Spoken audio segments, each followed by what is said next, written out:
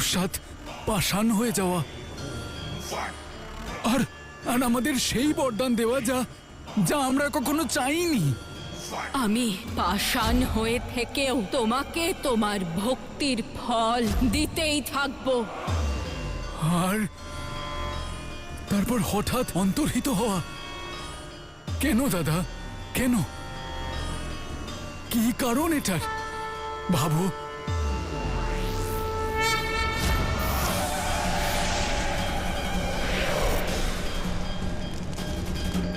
মহালসাকে দেখেই আমি বুঝতে পেরেছি যে ও কেন এসেছে। দাদা, ও এবারে মমতার ছায়া নয়, প্রলয়ের পাহাড় হয়ে এসেছে, পাহাড় হয়ে এসেছে, পাহাড় হয়ে এসেছে। ও রক্ষা করতে নয়, ভক্ষণ করতে এসেছে দাদা।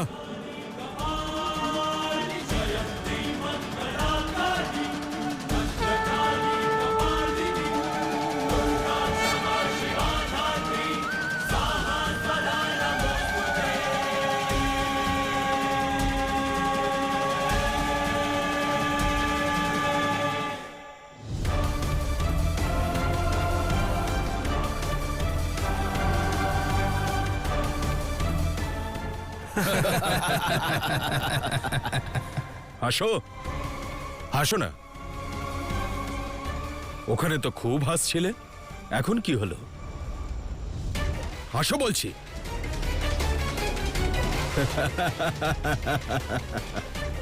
না না, একটা কাজ করো, তোমরা সকলে যা বলবো তাই করো। কি বলছিলে জানো? আমাদের মুখ থেকে কথা বেরোচ্ছে না। এখন তোমরা চুপ করে আছো কেন? হ্যাঁ, নিজেদের ভুলের পরিণাম তো তোমরা ভোগ করবেই।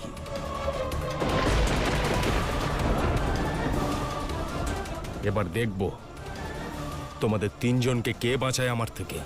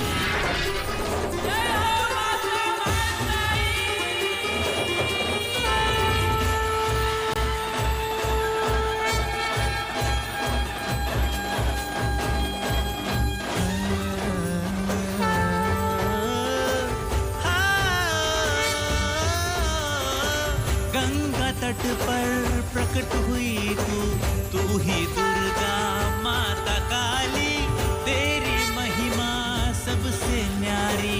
जय हो मैया भाड़साई, दैत्यों का संहार करे तू, परशुराम की तू है जननी, जयजुरगढ़ की तू ही स्वामिनी, नारायणी तू ही मोहिनी, शिव मल्हारी अर्धांगिनी तू, खड्ग उठाए माता।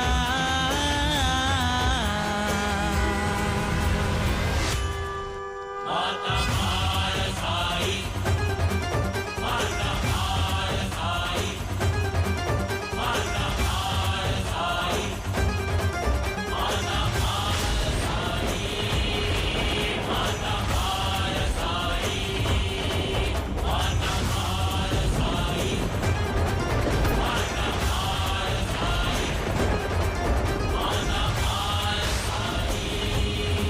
माता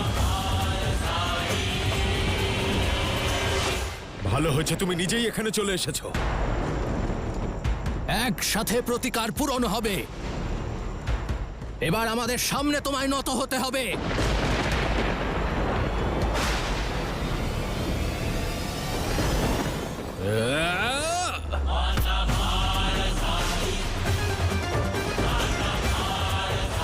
কি বলেছিলাম ভুলে গেছো? নারী কিন্তু পুরুষকে জন্ম দেয়।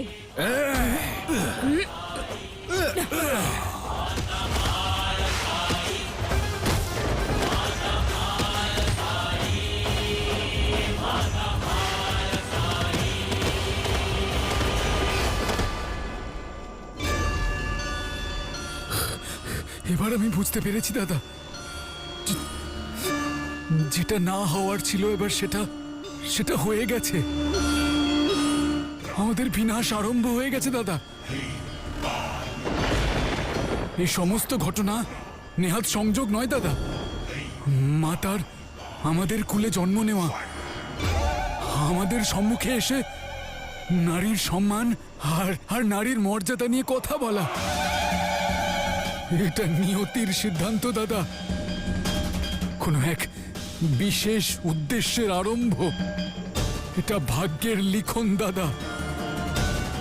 ওই কন্যাকে দেখে তোমার সাধারণ মনে হয় দাদা? নিজের চোখ খুলে দেখো দাদা। ওর চোখের ঔজ্জ্বল্য, ওর মনের ইচ্ছা, এসব সাধারণ নয় দাদা। এটা প্রার্থনা নয়, এটা মহাপ্রলয়ের আহ্বান দাদা। ও সাধারণ নয়, ও স্বয়ং আদি শক্তি, আদি শক্তি, আদি শক্তি।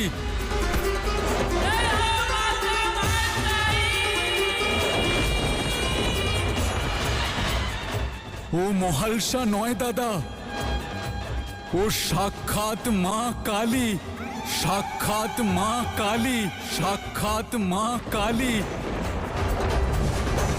गंगा तट पर प्रकट हुई तू ही दुर्गा माता काली। जय दुर्गढ़ की तू ही स्वामिनी, नारायणी तू ही मोहिनी। शिव मल्हारी अर्धांगिनी तू खड्ग उठाए माता। যা শেখালাম এত তাড়াতাড়ি ভুলে গেলে? এবার শাস্তি পাবে।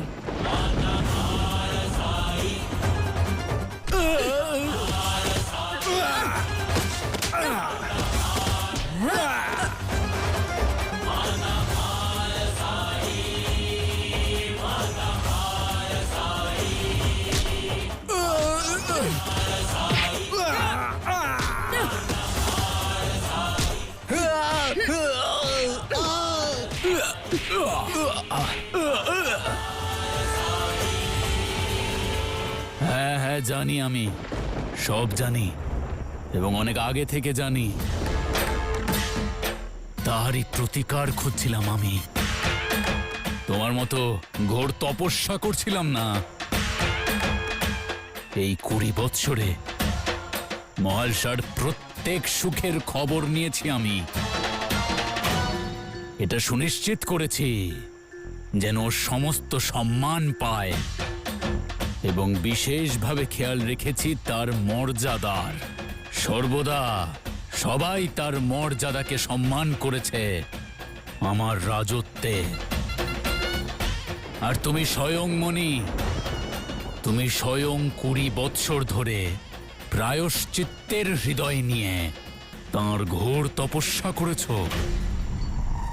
আর এত সবকিছু করার পরেও তোমার মনে হয় যে তিনি আমাদের কোনো ক্ষতি করবেন?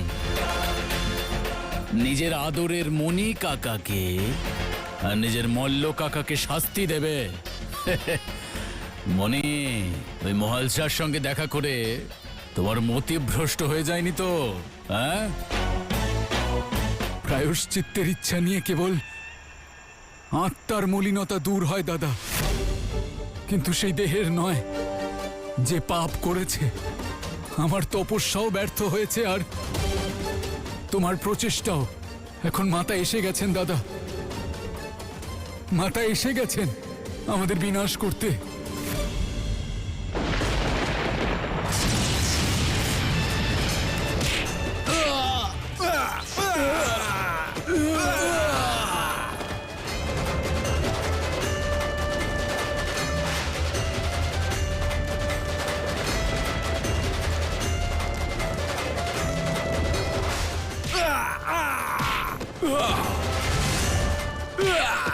এবার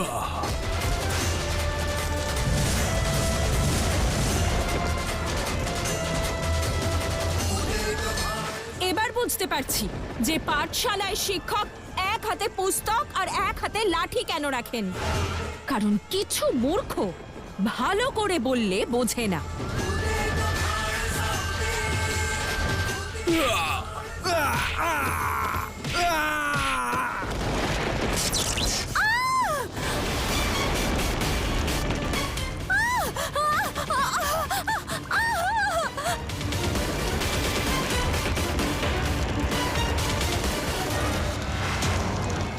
তোমরা যাও, তাড়াতাড়ি যাও।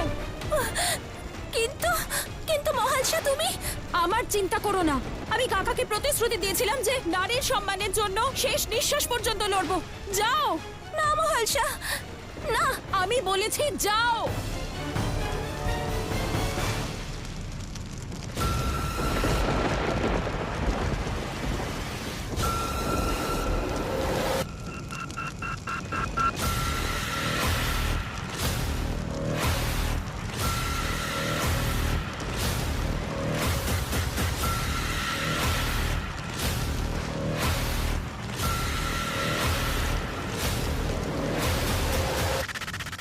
কিন্তু আমার ভয়ের কারণ কেবল এটা নয়,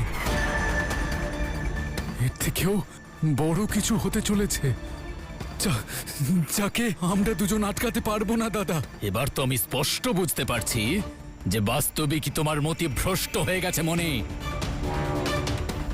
অবান্তর কথা বলে চলেছ। না না দাদা, আমার মতিভ্রষ্ট হয়নি। আমার ইন্দ্রিয়েরা সর্বরূপে জাগ্রত হয়েছে, আর এখন সময় হয়েছে যে তুমিও তোমার এই ভ্রমের মায়াজাল থেকে মুক্ত হও দাদা।